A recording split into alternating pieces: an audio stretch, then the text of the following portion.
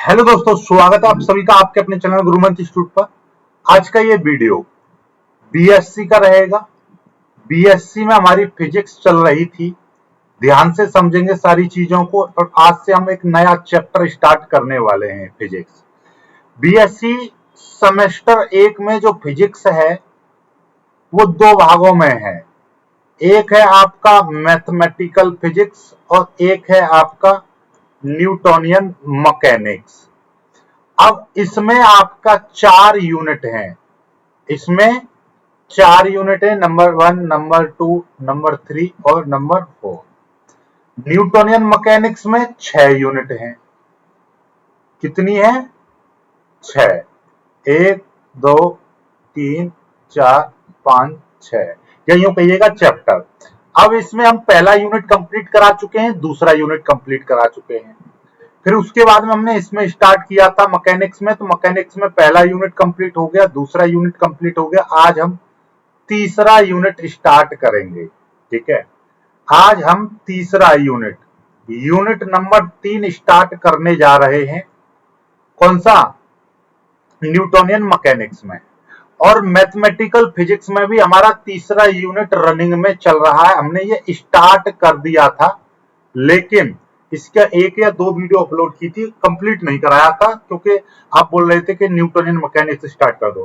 तो अब पहले इसका तीसरा यूनिट कंप्लीट करेंगे, फिर इसका तीसरा यूनिट कंप्लीट करेंगे। यानी इन दोनों को, एक वीडियो इसका और एक वीडियो इसका, ऐसा करूंगा। इन दोनों को, ये ज्यादा बड़े बड़े यूनिट नहीं है, तो इन दोनों को 2 या 3 दिन में खत्म कर दूंगा। ठीक है, या ऐसे करूंगा किसी दिन, जैसे संडे आ रहा है कल, ठीक है, तो संडे को बैठ के आराम से एक वीडियो में ये पूरा एक यूनिट ही खत्म कर दूंगा। ऐसे अगले संडे में ये इसका एक चौथे चैप्टर का पूरा यूनिट खत्म कर दूंगा, क्योंकि पेपर आपके आने वाले हैं, जल्दी से ये पूरा कोर्स कंप्लीट कराना है मुझे। ठीक है, चलिए, तो आज हम आपका ये तीसरा यूनिट, जिसका नाम रहेगा प्रत्यास्थता, ठीक है, इसको स्टार्ट कर रहे हैं। और इसमें कुछ जो आपने 11वीं क्लास में जो पढ़ी थी प्रत्यास्थता, उसके बारे में पता रहना चाहिए। जैसे कि प्रत्यास्थता क्या होती है, आपका प्रतिबल क्या रहता है, ठीक है, विकृति क्या रहती है, ये इस तरीके की कुछ चीजें होती हैं, ये आपको पता होनी चाहिए। तो उसके बारे में आज हम डिस्कस करेंगे, फिर आगे की चीजें। और यहाँ से क्वेश्चन भी बनता है, आपका 2.5 नंबर में क्वेश्चन आ जाता है, तो वो सारी चीजें तो देखिएगा। मैं नोट्स बना नहीं पाया था, तो मैंने ये पूरी किताब का ही वो लगा दिया है, तो इससे थोड़ा सा वो करिएगा।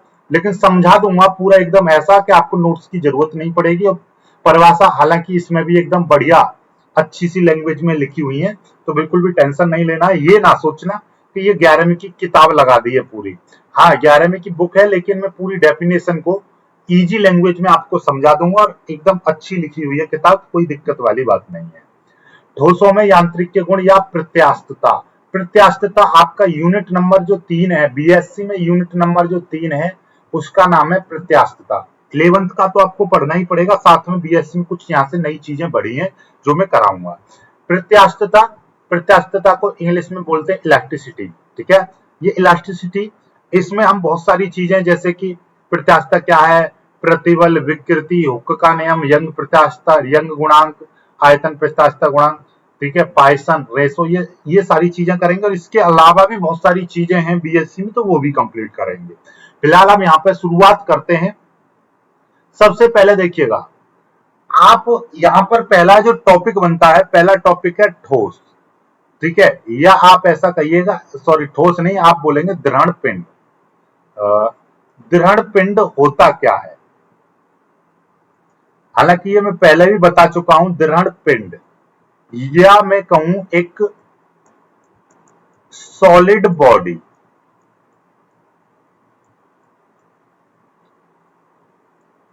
सॉलिड बॉडी क्या होती है?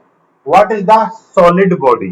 तो सॉलिड बॉडी के बारे में आपको से कोई पूछ ले, तो आप देखिएगा, दृढ़ पिंड मतलब जिससे हम क्या करें, कोई दृढ़ पिंड किसे मान सकते हैं? जिस पर हम कोई बाह्य बल लगाएं, और बाह्य बल लगाने से उसमें उसके अणु, उसके आंतरिक संरचना में कोई परिवर्तन ना हो। अर्थात उसके अंदर जो अणु हैं, मॉलिक्यूल्स हैं, जो जिन कणों से वो मिलकर बना है, उनमें कोई परिवर्तन ना हो, अर्थात उनके मध्य कोई, मतलब अंदर कोई भी चीजें बदले नहीं, तो वो आपका दृढ़ पिंड है। आप कहेंगे, जैसे मैं आपको कहूं लोहा, लोहा दृढ़ पिंड है। मेरे पास में जो देखिएगा, ये मेरे पास में गिलास है स्टील का, अब ये आपका लाइक दृढ़ पिंड, लेकिन आप कहोगे सर इस पे तो हम ज्यादा सा फोर्स लगा दें, यानी कि हम इसको जेसीबी से दबाएं तो पूरा टूट फूट जाएगा, पिचक जाएगा, यानी कि पूरा विकृत हो जाएगा, टेढ़ा मेढ़ा हो जाएगा, बदल जाएगा, इसके अणु अणु आंतरिक संरचना सब बदल जाएगी। बिल्कुल सही सोच रहे हैं आप, बदल तो जाएगी इसकी संरचना, लेकिन एक सीमा तक। या हम बात करें नॉर्मल एक सामान्य अवस्था में हम इस पर फोर्स लगा रहे हैं तो इसके अणुओं में कोई परिवर्तन नहीं होगा, तो इसको हम दृढ़ पिंड मान सकते हैं। यदि उस तरह से आप सोचने लगो कि इस पर और बहुत जेसीबी से या बड़ी बुलडोजर मशीन से या हाइड्रोलिक पंप से इसको दबाया जाए तो हर वस्तु में कहूंगा लोहे का गाटर जो होता है ना जिस पर ट्रेन दौड़ती है वो भी पिघल जाएगा, वो भी बदल जाएगा, उसमें भी विकृति आ जाएगी। तो ऐसे तो दुनिया का कोई भी पिंड दृढ़ नहीं हो सकता, लेकिन एक सीमा तक या एक हद तक या एक लिमिट तक हम मानते हैं सारी चीजों को, तो वही चीज हम यहाँ पर बात करेंगे। तो देखिएगा यहाँ पर कुछ चीजें लिखी हुई हैं, बहुत अच्छी चीज लिखी होती है इसमें। दृढ़ पिंड से तात्पर्य ऐसे कठोर ठोस पदार्थ से है जिसकी अपनी एक निश्चित आकृति और निश्चित आकार होता है, जिस पर बाह्य बल लगाने से उसके कणों के बीच की सापेक्ष दूरी में कोई परिवर्तन ना हो, अर्थात उसकी आंतरिक संरचना में कोई परिवर्तन ना हो, वे ठोस जिन्हें हम दृढ़ पिंड मान सकते हैं। ठीक है, तो जिनके आंतरिक यानी बाह्य बल लगाने पर जिनके कणों के बीच सापेक्ष दूरी में कोई परिवर्तन ना हो, अर्थात आंतरिक संरचना में कोई परिवर्तन ना हो, तो ऐसे पिंडों को या ऐसे ठोसों को हम दृढ़ पिंड मान सकते हैं। ठीक है, वास्तव में तनित, संपीड़ित या बंकित किया जा सकता है, यानी कि वास्तव में उनको तनित यानी स्ट्रेच, संपीड़ित यानी कंप्रेस, बंकित यानी बेंड यानी मोड़ा जा सकता है। ठीक है, यदि हम लोहे अथवा इस्पात की एक मजबूत छड़ पर पर्याप्त बल लगाएं तो उस छड़ को भी विरूपित किया जा सकता है, अर्थात उसके आकार अथवा उसके आंतरिक संरचना को भी बदला जा सकता है, लेकिन हम किसी सीमा तक या एक सीमा तक हम उसको क्या मान सकते हैं, दृढ़ मान सकते हैं। ठीक है, तो कुल मिलाकर बात यह, दृढ़ पिंड का मतलब आप समझ गए होंगे कि जिस यानी कि बाह्य बल लगाने पर, ऐसे लिख दो, बाह्य बल लगाने से पिंड की आंतरिक संरचना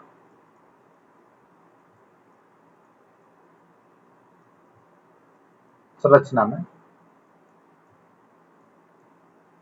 परिवर्तन ना हो, तो उसे हम क्या बोलेंगे, दृढ़ पिंड बोलेंगे। ओके, चलिएगा अब आते हैं आगे हमारे पास, यहां से इंपोर्टेंट आता है विरूपक बल क्या होता है। विरूपक बल और विरूपक बल, यहां से मैं हेडिंग डालूंगा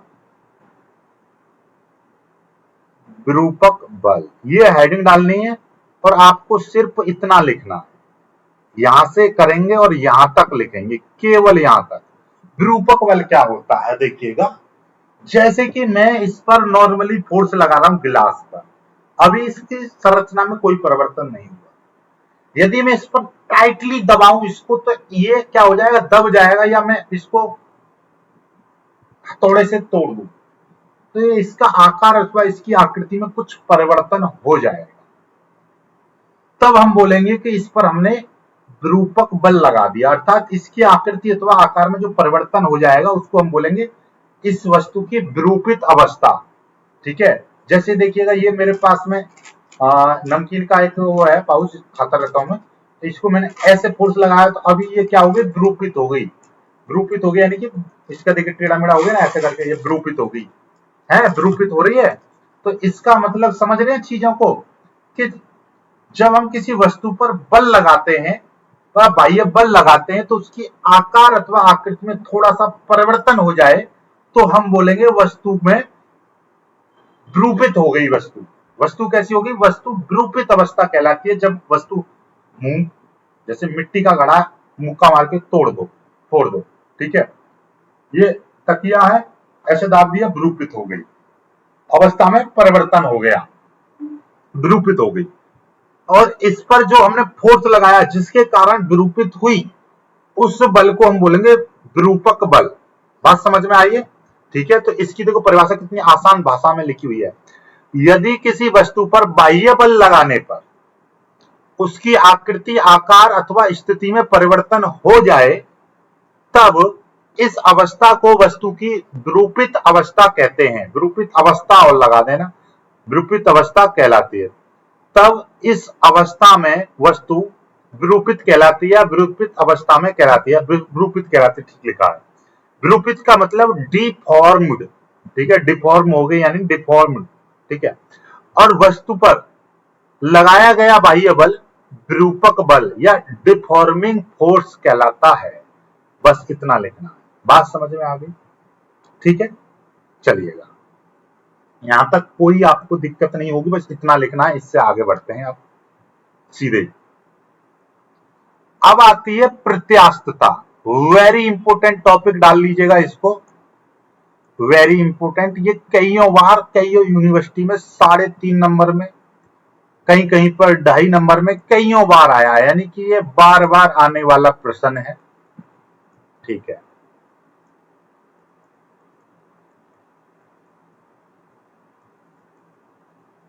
ठीक, चलिए। प्रत्यास्थता बोले तो इलेक्ट्रिसिटी, ये क्या है?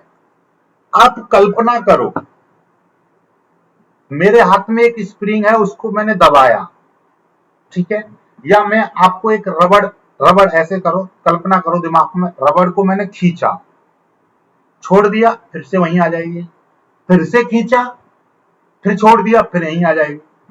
तो मतलब क्या है? एक रबड़ को हम जैसे जैसे हम बाह्य बल लगाते हैं तो उसकी आकृति में परिवर्तन हो जाता है, बाह्य बल को छोड़ देते हैं तो वो फिर से पुनः अपनी प्रारंभिक अवस्था में आ जाती है। सोचो, कल्पना करो कि हम उसको और ज्यादा बल लगा रहे हैं, और ज्यादा खींची रबड़ को, फिर छोड़ा, फिर आ गई है, लेकिन और ज्यादा खींचा, और ज्यादा खींचा, और ज्यादा खींचा, एक समय ऐसा आएगा कि वो रबड़ टूट जाएगी। समझ रहे हो? तो टूटने से पहले की कंडीशन तक उसमें क्या है? प्रत्यास्थता है। प्रत्यास्थता के कारण ही वो अपनी प्रारंभिक अवस्था में आ जाती है। यदि उसकी प्रत्यास्थता खत्म हुई तो वो टूट गई। बात समझ रहे हो? प्रत्यास्थता क्या है? कि जब हम किसी वस्तु पर विरूपक बल लगाते हैं तो वस्तु की आकृति अथवा आकार में थोड़ा सा परिवर्तन हो जाता है। जैसे ही वस्तु से विरूपक बल को हटा लेते हैं तो वह पुनः अपनी प्रारंभिक अवस्था में आ जाता है। इसी प्रॉपर्टी को हम क्या बोलते हैं? प्रत्यास्थता कहते हैं। वस्तु के इसी गुण को हम क्या बोलते हैं? प्रत्यास्थता कहते हैं। बात समझ में आ गई? वस्तु किस किस कारण से अपनी प्रारंभिक अवस्था में आ जाती है? प्रत्यास्थता के कारण। ठीक है, ऐसे ही कुछ चीजें हैं। सबसे ज्यादा जो प्रत्यास्थता मानी गई है आज तक, वैसे तो कोई भी दुनिया में पूर्ण रूप से कोई प्रत्यास्थ नहीं है, लेकिन अब तक जितने भी ज्ञात पदार्थ हैं उनमें क्वार्ज सबसे अधिक प्रत्यास्थ, अर्थात उसको 100% पूर्णतः प्रत्यास्थ माना गया है, क्योंकि वो उस पर जब बल लगाते हैं बदल जाएगी उसकी आकृति, लेकिन थोड़ी देर बाद ही वह अपनी प्रारंभिक अवस्था में आ जाता है, बिल्कुल 100% अपना जेन्युइन अवस्था में आ जाता है। ठीक है, चलिएगा, तो यहां पर देखिएगा,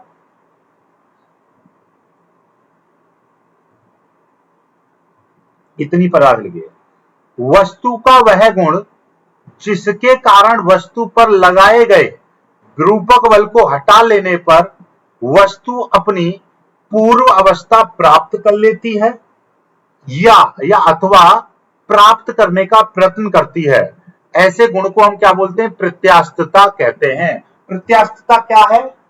कि वस्तु की एक ऐसी प्रॉपर्टी होती है जिसके कारण वस्तु अपनी प्रारंभिक अवस्था में आने का प्रयास करती है या प्रारंभिक अवस्था में आ ही जाती है।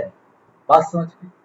ठीक है, अब जैसे कि मैंने भैया एक स्प्रिंग को अपने हाथ में दबा लिया, जैसे ही मैंने अपने हाथों की उंगली को रिलीज किया तो फटाक से क्या होगी? एकदम प्रारंभिक अवस्था में पहुंचने का प्रयास करेगी या पहुंच जाएगी।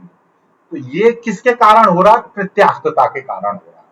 बात समझ में आ गई? ठीक है, चलिएगा, ये चीज क्लियर आपको समझ में आ गई होगी अच्छे से। ठीक है, आगे। प्रत्यास्थता के गुण के आधार पर वस्तुओं को 3 भागों में बांटा जाता है। नंबर 1 प्रत्यास्थ वस्तुएं, या हम इनको पूर्ण प्रत्यास्थ भी बोलते हैं। पूर्ण प्रत्यास्थ परफेक्ट इलास्टिक वस्तुएं। दूसरी होती है सुगट्टे, सुगट्टे या हम इनको बोलते हैं प्लास्टिक वस्तुएं, ठीक है। फिर तीसरा है आपका दृढ़, दृढ़ वस्तुएं। तीनों की अपनी अलग अलग परिभाषा है। जैसे पहली प्रत्यास्थ वस्तुएं या पूर्ण प्रत्यास्थ वस्तुएं कौन सी थी? ऐसी वस्तुएं जो विरूपक बल को हटा लेने पर, विरूपक बल का मतलब क्या है कि जैसे हमने उन पर बल लगाया, विरूपक बल मतलब उसकी आकृति में परिवर्तन कर दिया, ये हमने बल लगाया परिवर्तन हो गया, बल हटाया फिर से अपनी प्रारंभिक अवस्था में आ गई, ठीक है। इस तरीके की कंडीशन। जब हम किसी वस्तु से विरूपक बल हटा लेते हैं तो वस्तु पूर्णतः अपनी प्रारंभिक अवस्था में आ जाए, पूर्ण रूप से प्रारंभिक अवस्था प्राप्त कर ले, तब हम वस्तु को बोलेंगे कि भैया पूर्णतः पूर्ण इलास्टिक, इलास्टिक यानी इलास्टिक बॉडी है, अर्थात प्रत्यास्थ वस्तु है, वो पूर्णतः प्रत्यास्थ है, ठीक है। तो जब विरूपक बल को हटा लेने पर अपनी पूर्व अवस्था में पूर्णतः प्राप्त कर ले, या ऐसी वस्तु, देखिए मैं यहां पर एक परिभाषा और लिख दे,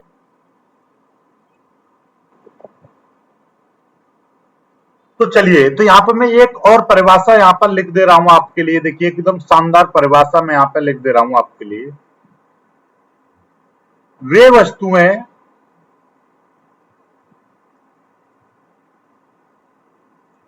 वस्तुएं जो विरूपक बल हटा लेने पर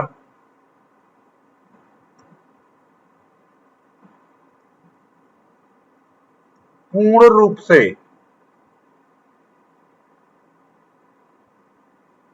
अपनी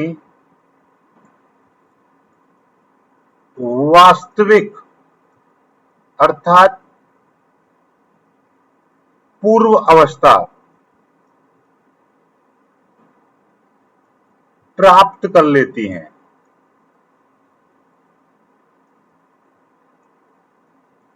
क्या कहलाती हैं? प्रत्यास्थ वस्तुएं। प्रत्यास्थ वस्तु कौन सी होती हैं? वे वस्तुएं जिनसे हम विरूपक बल को हटा लें तो वो पूर्ण रूप से अपनी प्रारंभिक अवस्था में आ जाती हैं, पूर्ण रूप से वास्तविक अवस्था में आ जाती हैं, पूर्ण रूप से वास्तविक अवस्था प्राप्त कर लेती हैं, वो प्रत्यास्थ वस्तुएं कहलाती हैं। वास्तव में कोई भी पूर्णतः प्रत्यास्थ नहीं है, कोई भी वस्तु पूर्णतः प्रत्यास्थ नहीं होती है, मैंने बताई थी। परंतु अभी तक ज्ञात पदार्थों में क्वार्ट्ज सबसे अधिक प्रत्यास्थ है, अतः उसे हम लगभग पूर्ण प्रत्यास्थ मान सकते हैं।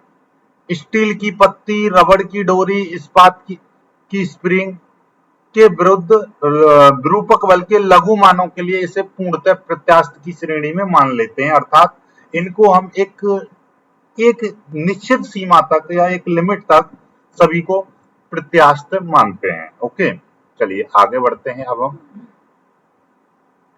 सुघट्य वस्तुएं या प्लास्टिक वस्तुएं, ऐसी वस्तुएं जो विरूपक बल को हटा लेने पर अपनी पूर्व अवस्था की ओर लौटने का प्रयत्न करती हैं तथा स्थायी रूप से विरूपित अवस्था में ही बनी रहती हैं, पूर्ण सुघट्य कहलाती हैं।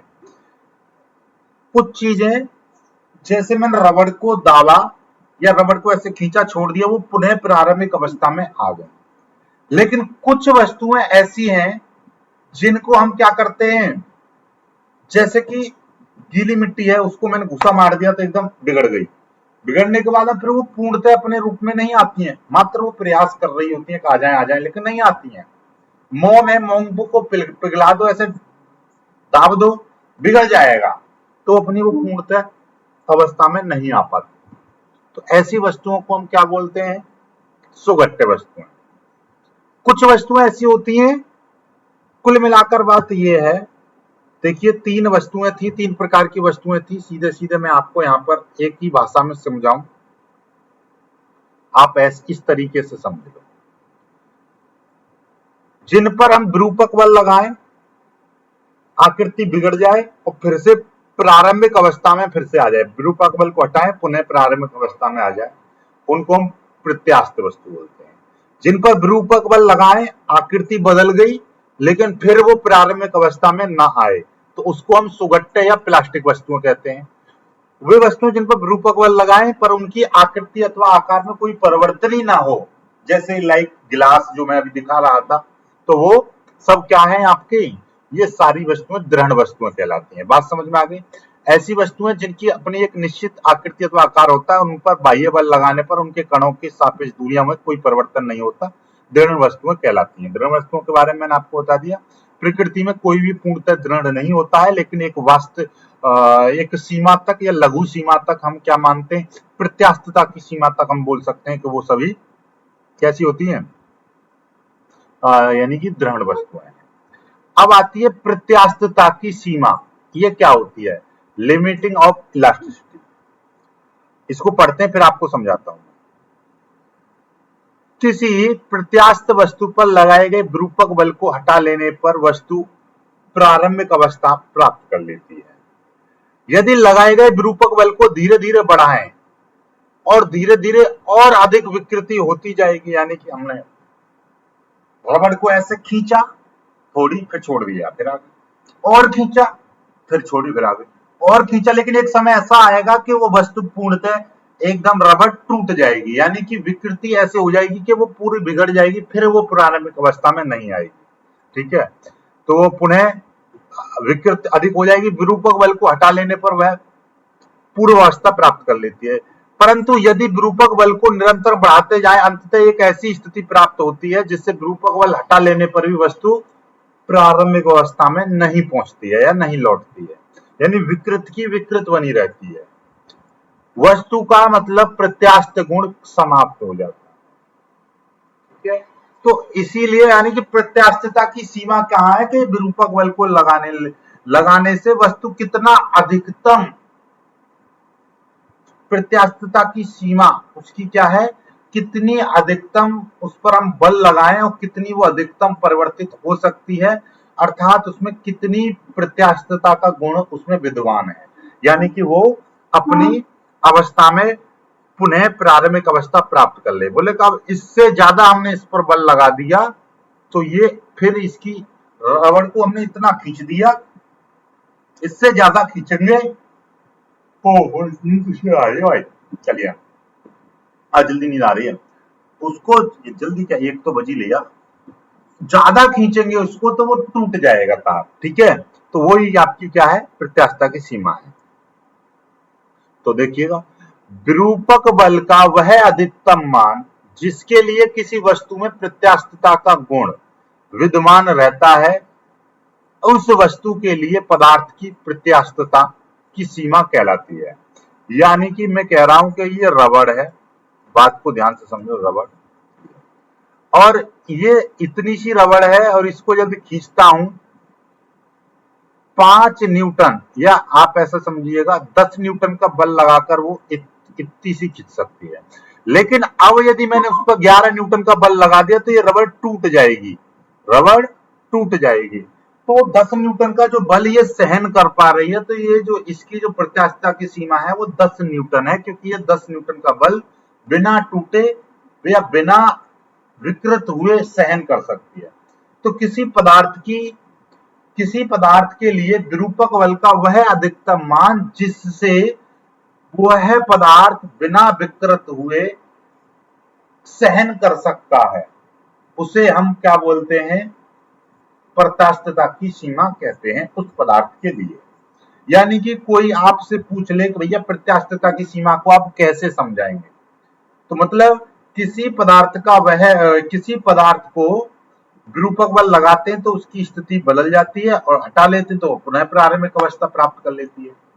लेकिन हम जब विरूपक बल को लगाते लगाते उसको इतना मान बढ़ा दें कि वो फिर पुनः प्रारंभिक अवस्था में ना आए तो वो प्रत्यास्थता के गुण को समाप्त हो जाता है, उसमें से प्रत्यास्थता गुण रहता नहीं है। लेकिन प्रत्यास्थता की सीमा को आप किस तरह से डिफाइन करोगे, इस तरीके से हम डिफाइन करेंगे कि विरूपक बल का वह अधिकतम मान जिसमें किसी वस्तु के अंदर प्रत्यास्थता का गुण बना रहता है, ठीक है, ज्यादा से ज्यादा उसका प्रत्यास्थता का गुण बना रहता है। यदि उससे ज्यादा हम बल लगाएंगे तो प्रत्यास्थता का गुण खत्म हो जाएगा। तो वह अधिकतम मान क्या कहलाता है? प्रत्यास्थता की। अब नींद आ गई भाई, अब इतना ही करते हैं आज के लिए, और इसके बाद में प्रतिबल वगैरह हम कल कराएंगे आपको। अब नींद आ रही क्योंकि वीडियो को एडिट भी करना है, ये सारी चीजें हम कल कराएंगे। कल एक डेरिवेशन भी कराएंगे। आज के लिए इतना ही है, काफी है।